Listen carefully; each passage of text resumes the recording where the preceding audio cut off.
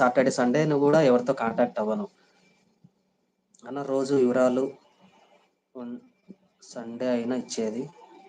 Sunday గాదండి. రోజు daily 9:30 night రాత్రి 9 గంటలకి నా లైవ్ ఖచ్చితంగా ఉంటుంది. ఓకేనా? ఒంగోలు అన్న రోజు ఉంటుంది. ఉంటుంది. అసలు మీరు రిప్లై ఇస్తారని అనుకోలేదు. చాలా బాగా రిప్లై ఇస్తున్నారు. Thank you brother.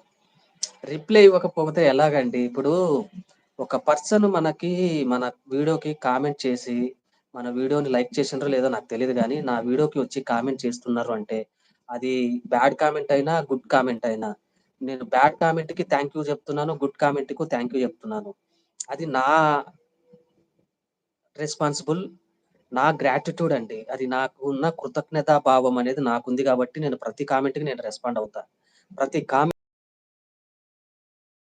అని కూడా క్లిక్ చేసొస్తా. ఎందుకంటే వాడెవడో ఎట్లాంటోడో తెలీదు. వాడు ఏదో ఒక కామెంట్ బ్యాడ్ కామెంట్ పెట్టిండని దానికి నేను రియాక్ట్ అవ్వాల్సినంత అవసరం నాకు లేదు. నేను టైమ్ వేస్ట్ చేసుకోలేను ఆ కామెంట్‌లకి. బట్ వాడు వచ్చి నా ఛానెల్‌కొచ్చి బ్యాడ్ కామెంటో, గుడ్ కామెంటో చేసిండు గాని అది నేను పాజిటివ్‌గా తీసుకుంటా. అంతేగాని వాడు బ్యాడ్ కామెంట్ పెట్టిండు కదా అని నేను ఇంకా దాన్ని పెద్దగా చేసుకోను. నాకు అన్ని బ్యాడ్ కామెంట్‌లు చేసినా కూడా నేను పట్టించుకోను. ఇంగ ఇన్‌స్టాగ్రామ్‌లో అయితే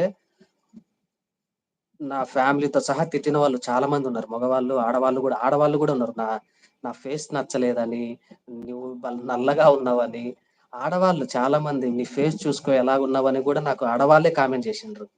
థాంక్ యూ అని చెప్పా వాళ్ళకి గూడా. పర్వాలేదమ్మా! నా ఫేస్ బానే ఉంటది అని జెప్పా. మరి పాజిటివ్‌గానే తీసుకోవాలా? వాళ్ళు చెప్పిండ్రు గదా అని నెగెటివ్‌గా తీసుకొని నేనేమి డిసప్పాయింట్ అవ్వనే. యాస్ ఎ లాయర్‌గా నేను ఫైట్ చేయొచ్చు. ఫైట్ చేసుకుంటా పోతే కుక్కలతో గూడా ఫైట్ చేసుకోవాల్సొస్తది. మరి కుక్కలకి, మీకు మనుషులకి తేడా ఉంది గదా! అందుకే వాళ్ళందరిని కుక్కల కింద కే కే వదిలేస్తే అవి అరుస్తానే ఉంటాయి. మన దారి ఎంబడి ఎళ్తా ఉన్నామనుకో, కుక్కలు అన్నీ ఇప్పుడు మనం ఒక కొత్త ఊరికి పోయినామనుకో, ఆ ఊరి కుక్కలన్నీ అరుస్తా ఉంటాయన్నమాట. అదే విధంగా ఇన్‌స్టాగ్రామ్‌లో నేను కొత్తగొచ్చిన. కుక్కలన్నీ అరుస్తా ఉంటాయి బ్యాడ్ కామెంట్స్‌తో. మరి మనం వాటికి రియాక్ట్ అయినామనుకో, అవి ఇంగా ఎక్కువ అరుస్తాయి.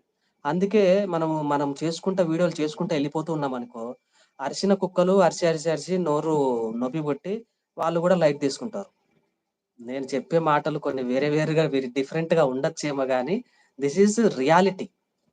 రియాలిటీ ఎవరు మాట్లాడరు. నేను రియాలిటీగానే మాట్లాడుతున్నా. నచ్చిన వాళ్ళు చూడండి. నచ్చని వాళ్ళని నేనేమి ప్రెషర్ పెట్టి రండి అని ఎవరిని అడగను. ఒకప్పుడు అడిగిన ఎప్పుడు 2019లోనో, 20లోనో అప్పట్లోనే నేను కెమెరా స్టాండు పెద్దది తీసుకొని షార్ట్ ఫిల్మ్స్ అని తీసుకుంటూ ఉన్నా. కొంతమంది వచ్చిండ్రు షార్ట్ ఫిల్మ్స్. నా ఛానెల్‌లో మొన్నటి వరకు ఉంటే అన్నీ డిలీట్ చేసిన. రీసెంట్‌గా మానిటైజేషన్‌కి ఎలిజిబుల్ అవుతదని తెలిసి అన్నీ డిలీట్ చేసేసి మానిటైజేషన్‌కి ఎళ్ళిన. సక్సెస్ అయింది.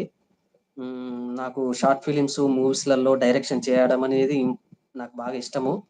షార్ట్ ఫిల్మ్స్ చాలా మంది నన్ను అప్రోచ్ అయ్యిండ్రు. కొంతమంది అమ్మాయిలు హీరోయిన్స్ కొంతమంది షార్ట్ ఫిల్మ్స్ చేస్తాము అని అన్నారు గానీ, బడ్జెట్ పెట్టేవాళ్ళు లేక నా దగ్గర స్టోరీస్ ఉన్నా గూడా ఆ స్టోరీస్ అన్నీ పక్కన పెట్టి, బట్ ఏదైనా అప్పటికి నా నుంచి నేను నేర్చుకున్న తెలివితేటలను 10 మందికి నేను పంచాలనుకుంటున్నా. ఒక లాయర్‌గానే బెటర్ అనిపిస్తంది. ప్రపంచంలో ఏ దేశంకి పోయినా గూడా ఒక లాయర్‌కి ఉన్నంత వాల్యూ ఎక్కడా లేదని నా ఒపీనియన్. ఎందుకంటే నేను ఫేస్ చేస్తున్నా. నేను ఈ పొద్దు ఒక పోలీస్ స్టేషన్‌కి పోతే నేను లాయర్ ఐ యామ్ అడ్వొకేట్ అంటే రండి సార్ కూర్చోండి అంటారు. అదే మీలో ఎవ్వరైనా పోయి పోలీస్ స్టేషన్ దగ్గరికి పోయి కూర్చుంటారా అసలు? పోలీస్ స్టేషన్ పోతే ఇట్లా నిజం చెప్పండి. అంటే నేను చేయకముందు గూడా నేను గూడా ఇట్లా చేతులు కట్టుకొని ఉన్నా. పోలీస్ స్టేషన్ దగ్గర. అంటే నాకు అంత అవసరం రాలేదప్పుడు. కానీ ఇప్పుడు నేను డైరెక్ట్ ఎస్ఐ రూమ్‌కెళ్తాను, సీఐ రూమ్‌కెళ్తాను. డైరెక్ట్ లోపలికి పోయి కూర్చుంటారు. బికాజ్ ఆఫ్ నేను లాయర్‌ని గాబట్టి. అదే మీలో ఎవరైనా కూర్చుంటారా? ఎవ్వరు పోలేరు గూడా భయము. సో, ఎందుకు తెలుసా? నాకు డిఫరెంటు. నేను చేసినానని గాదు. నాకు చట్టాల గురించి తెలుసు గాబట్టి నేను పోతున్నా.